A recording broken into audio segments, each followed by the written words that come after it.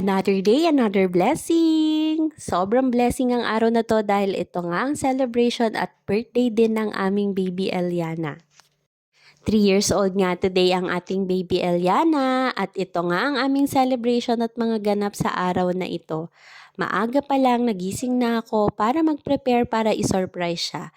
Dapat salubong ang gagawin namin pero ayoko kasing masira ang tulog niya kaya hinayaan na lang namin siyang matulog at sabi ko maaga na lang namin siyang gigisingin para salubungin ng kanyang birthday.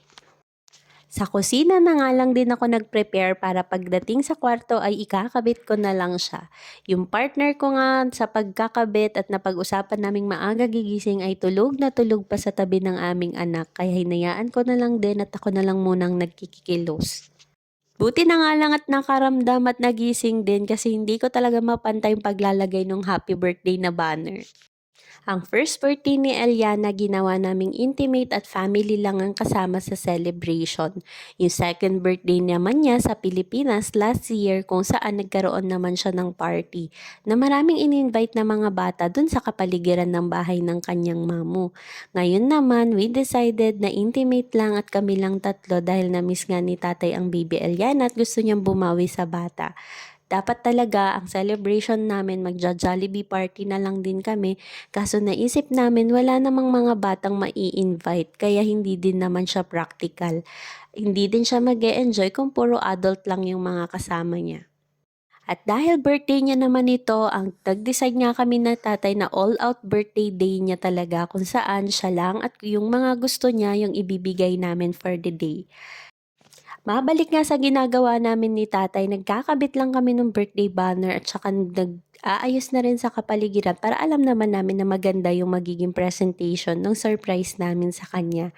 Para paggising, matutuwa ang ating baby Eliana. Dahan-dahan nga lang kami dyan at hirap na hirap kami dahil ang dilim-dilim nga dahil itong baby Eliana ay madalas makaramdam. Buti na nga lang at hindi siya nagising.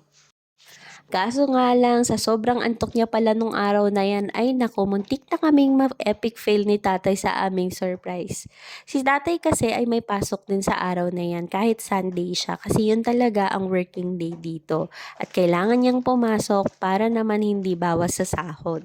Ito nga pala yung birthday cake ni EJ na in-order din namin sa kababayan natin dito. Napakasarap talaga and sulit. Ito na nga ang ganap nung trinatry nga namin, nagisingin na siya through birthday song para naman makapag birthday blow pa siya bago pumasok si tatay sa work. Kaso, hindi namin alam kung ano nangyari sa kanya at sobrang antukin niya. Inassess kasi namin na talagang gigising na siya ng mga 7 a.m. dahil yun naman yung usual niyang gising. At kahit nga tawa na kami ng tawa ni tatay at ang lakas na ng strum niya ng gitara ay wala talagang kagising-gising si EJ. Ewan ko ba kung anong nangyari sa batang to. Siguro sabi niya ay dahil nga birthday niya ay mag-i-sleep in muna siya. Kaso nga lang nasisira na nga yung oras ni tatay dahil kailangan niya na rin pumasok sa trabaho.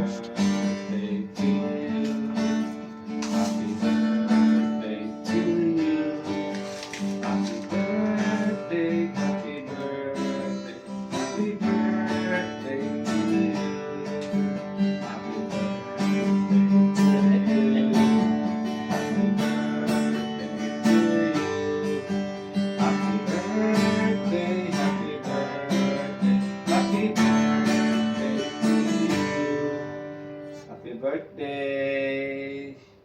Happy birthday, EJ! Birthday to you!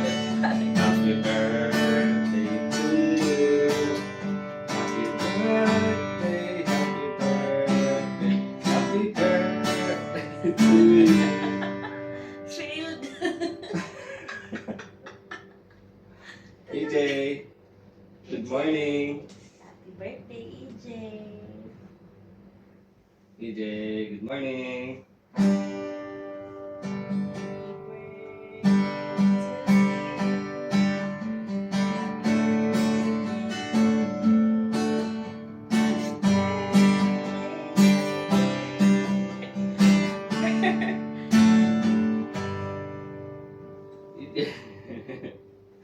Happy birthday!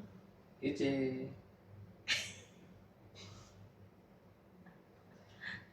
Kiss mo na. At parang walang kabalak-balak ka bumangon talaga to si EJ. Kahit anong gawin namin, talagang tulog na tulog pa din siya. At mukhang nagalit na nga din siya sa amin dahil ginising nga namin siya para mag-blow ng kanyang candle. Pero pagkakita niya naman ay sobrang happy din niya. So hindi na nga namin nakuha yung video na yun. Pero we are so happy kasi na-surprise naman namin siya and effective naman ang aming mga ginawa. At ang mga birthday surprise nga namin sa kanya ay birthday balloon at gusto niya nga din yung may banner na happy birthday at saka yung birthday hat and birthday cake. So binigay naman namin lahat sa kanya at buti na lang nga at aligned naman siya dun sa mga kailangan talaga pang birthday. So easy peasy na lang sa amin at binigay na lang talaga namin lahat ng gusto niya para maging happy siya sa kanyang birthday. Happy birthday, happy birthday, EJ. Pray ka, pray. Thank you, Lord. I love you, Lord. Blow na. Hey! Happy birthday! Kiss ako. Kiss mo. Happy birthday! I love you. Para sa presents naman ni EJ, dahil nabigay na namin yung toy of choice niya, ay binilhan na lang namin siya ng slime and clay para may buksan pa rin siyang gift on the day of her birthday. Di ba sabi mo magabi slime? Yun lang. Doesn't matter about the first one. And more? Clay. Successful pa din ang aming surprise kay Baby Eliana dahil nagawa namin lahat ng mga target namin gawin para maging happy siya for her birthday. At syempre, pinagnap namin siya later on and then para naman makapaglaro siya sa kanyang pinaka-request na playhouse. Dito nga ay Fantasmo yung aming palaruan dito na pinakamalapit kaya doon na lang namin siya dinala at nag-invite din kami ng isang kaibigan na nakilala niya kailan lang din. 2 beses na namin siya nadala dito dati at siya lang talaga mag-isa yung naglalaro kasi hindi niya naman naiintindihan yung mga ibang kids dito. Kaya nag-invite kami ng isang Filipino kid din para naman meron siyang nakakalaro and very successful nga dahil happy din silang dalawa. Napakasaya lang nilang maglaro dahil nga pwede nilang sabay gawin lahat at nagkakaintindihan sila. O baka hinahanap niyo kung nasan yung bata ha, hindi ko masyadong kinuhanan kasi syempre for her privacy din. Hinayaan lang namin sila maglaro at syempre super drained din ang energy ko dahil 3 oras ba naman diretso naglaro tong mga to at hindi man lang nagpahinga. Ni water break ay ayaw. Maganda din kasi maglaro dahil indoor nga siya tapos malamig din kaya hindi sila madaling pagpawisan at hindi din madaling uhawin. Buti na nga lang at maaga-aga kami nagpunta kasi konti lang yung kids. Mas na-enjoy nila lahat ng lalaruin nila nang hindi masyadong crowded.